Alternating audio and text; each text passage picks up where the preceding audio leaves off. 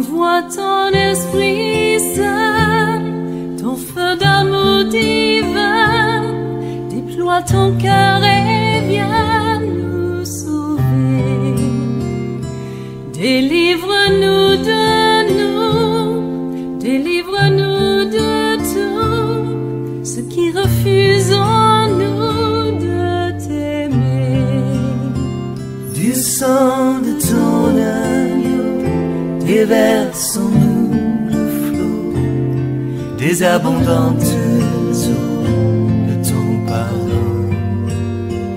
Viens inonder nous. La frustration produit des blessures, la rancœur, la médisance, etc. Mais pourquoi frustrer un enfant de Dieu? Pourquoi? Pourquoi mépriser? Pourquoi se mépriser dans l'église? Pourquoi? Parce que celui qui est méprisé, il ne peut même pas aller voir le responsable pour lui en parler.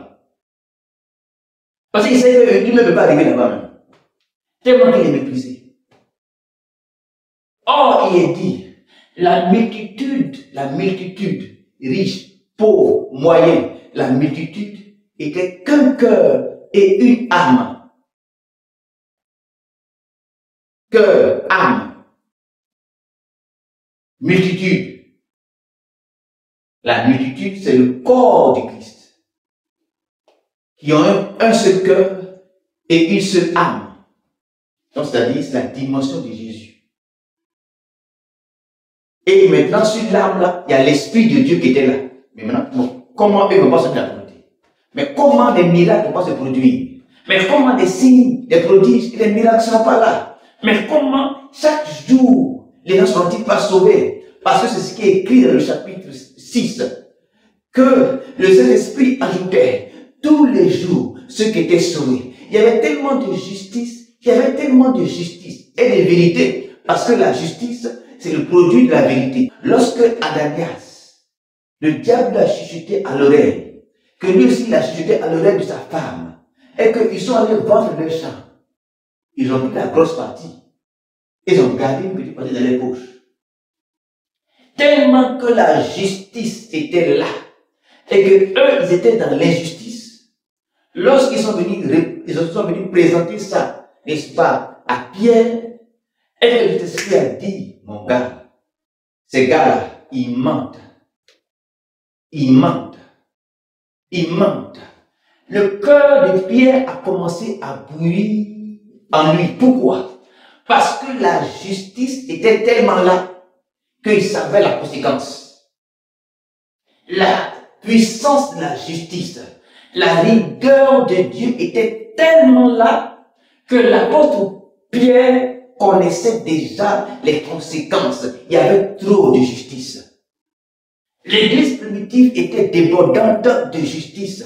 Dieu lui-même, le vrai juste, le juste était là au milieu d'eux, produisant des signes, prodiges, miracles. Il a éradiqué la pauvreté. Alléluia. Alors automatiquement, la rigueur de la justice de Dieu s'est abattue. Oui, bien aimé, il y a trop d'animosité dans l'église. Il y a trop de pleurs dans l'église. Il y a trop de division dans l'église. Il y a trop de colère dans l'église. Dieu dit, lorsqu'il attend les voix qui se lèvent vers lui, ce ne sont pas des prières. Alléluia. Ce sont des lamentations, ce sont des pleurs, et ce sont des gémissements. Et le cœur de Dieu n'est pas content, et le cœur de Dieu n'est pas en paix. Il y a trop de blessures dans les cœurs, il y a trop de souffrances dans l'église de Dieu. Les cœurs sont meurtris. Dieu a besoin de soigner les cœurs. Les cœurs de tout le monde, mais les cœurs des pasteurs. En premier lieu, les pasteurs. Il y a eu trop de méchanceté au milieu de nous. Or, la Bible dit qu'aucune espèce de méchanceté, c'est la méchanceté qui produit l'injustice. C'est l'injustice qui produit la médisance, la calomnie. Les rancœurs sont dans les cœurs. Les gens ont trop souffert, ils ont été tout blessés. Et des fois, on est blessé à cause de des fois, tu vas manquer du respect à une maman à cause de Bissa. Mais c'est toi-même qui es converti. Tu vas manquer du respect à un homme âgé parce qu'il est pauvre à cause de croquettes. C'est vrai que tu peux avoir faim, c'est vrai. Nous-mêmes, on a vécu ça. Il y a des gens qui ont faim, il y a des gens qui ont faim. Ils viennent, des fois au mariage, à des cérémonies, pour qu'ils puissent manger un peu. Et parce que tu n'es pas bien habillé, tu vas logner à cause de quelque chose qu'on appelle bon maïs. Mais quand tu es là, comment tu peux humilier quelqu'un à cause de bon maïs? On dit bon maïs. Un truc léger, blanc comme ça. Toi, tu peux humilier une maman. Tu peux humilier quelqu'un de 35 ans, de 40 ans, de 45 ans, de 50 ans. Surtout parce qu'elle n'est pas mariée. La sœur en Christ. Tu appelles une petite fille de 19 ans, maman telle. Et la dame de 40 ans, 45 ans, parce qu'elle n'est pas mariée, c'est-à-dire qu'elle-même, elle n'est pas mariée, elle souffre dans son cœur, déjà. Et non, ma soeur, il faut aller là-bas. Je parlais à 5 hommes de chrétiens que nous connaissons qui sont leurs leaders dans les réseaux sociaux, ils crient dans les choses. Les gars sont impolis. Ils sont impolis. Il dit, mais frère, ce dont on parle, ce que tu dis là, ça n'a rien de l'évangile. Dans les premiers temps. C'est une question d'éducation. Ta façon même de parler aux gens. Tu as un problème d'éducation. Ça n'a rien à voir. Est-ce que tu as vu, tu as entendu Jésus dire, non, respectez-vous, respectez les hommes âgés, c'est que dans la Bible, c'est que dans la Bible. Pourquoi? Parce que Jésus, c'est pas un enfant, il sait que ça là, tes parents te disent ça. Si tes parents n'ont pas dit ça, tu dis, papa dit ça, l'éducation. Et puis, effectivement, il me dit que, mais est-ce que dans la Bible, Jésus a dit aux gens, soyez polis, hôtel. J'ai dit, bien entendu, il n'a pas dit, c'est vrai. Parce qu'il a donné la responsabilité à tes parents de te le dire. Parce qu'il dit, Jésus a dit, qu'il a envoyé ses apôtres, il a dit aux parents, maintenez vos enfants dans la soumission. Tes parents n'ont pas eu la capacité, parce que peut-être eux-mêmes, leurs parents n'ont pas fait.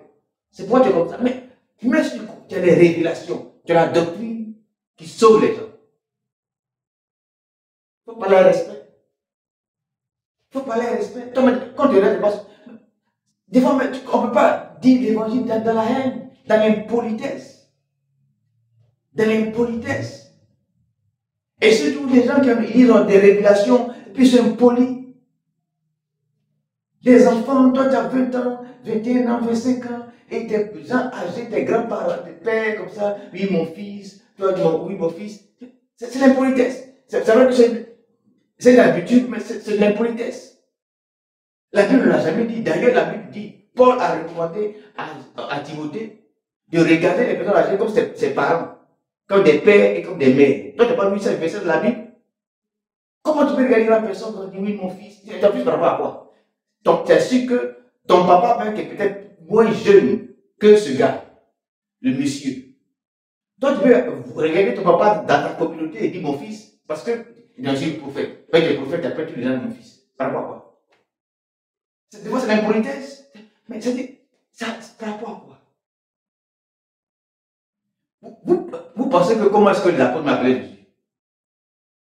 Des fois, même l'appelle Jésus. Est-ce que Jésus va se fâcher parce qu'il m'appelle Jésus? Non, c'est son nom. C'est son nom. Vous pensez que les gens appellent Jésus? Papa, oui, papa, vous êtes président. Non. Et Jésus n'a pas ce problème-là. Mais nous, on est trop vite frustrés. On est trop vite frustrés.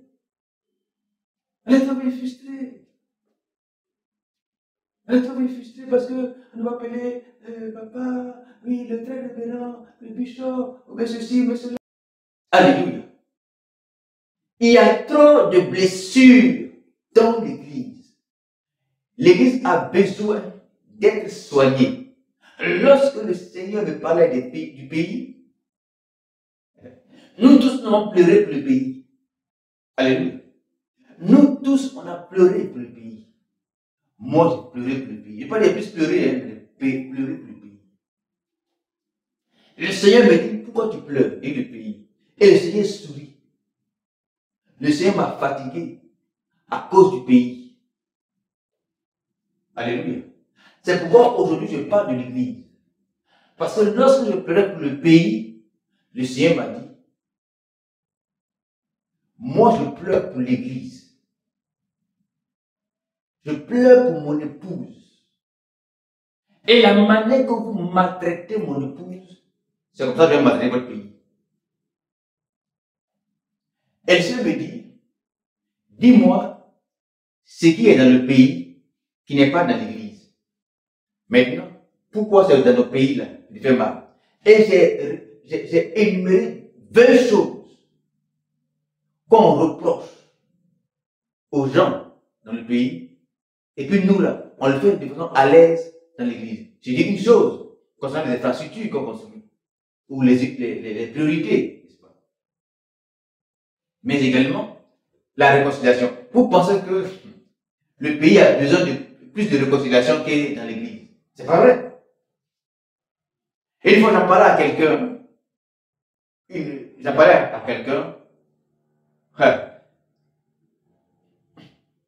la personne me dit, par rapport à une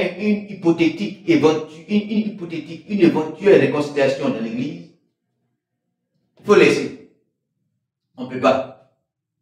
Mais les gens du monde, eux, parlent de réconciliation. Dans le monde.